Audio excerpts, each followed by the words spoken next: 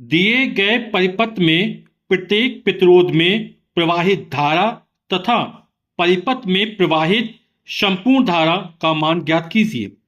तो ये एक परिपथ दिया गया है ना। इसमें 8 वोल्ट का एक सेल है और जो धारा मापी या मीटर होता है वो हमेशा सेल या बैटरी के साथ श्रेणी क्रम में लगाया जाता है ताकि पता चल जाए कि सेल या बैटरी से निर्गत कुल धारा कितनी है ना।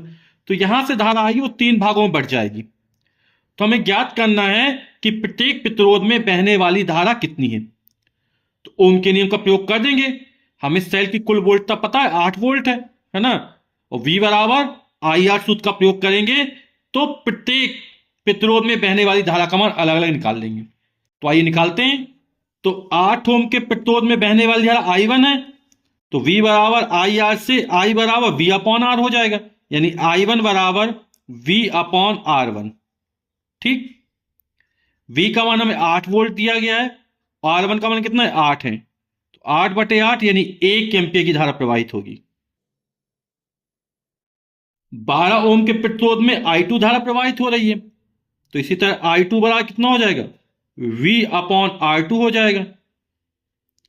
V का मान है 8 वोल्ट और R2 का मान है 12। 4 दूनी 8, 4 तिया 12, 2/3 या 2 में 3 का भाग करेंगे तो 0.3618 0.666 यानी कि 0.67 एम्पियर। तो 24 ओम के प्रतिरोध में प्रवाहित धारा I3 है, तो I3 बराबर हो जाएगा V अपॉन R3। V का मान है 8 वोल्ट, R3 का मान है 24। 8 एकम 8, 8 तिया 24, 1/3 एम्पियर। और जब 1 में 3 का भाग करेंगे 3 त्रिका 9, 0.3333 आ जाएगा एम्पियर। फिर हमें परिपथ में संपूर्ण धारा का मान ज्ञात करना है।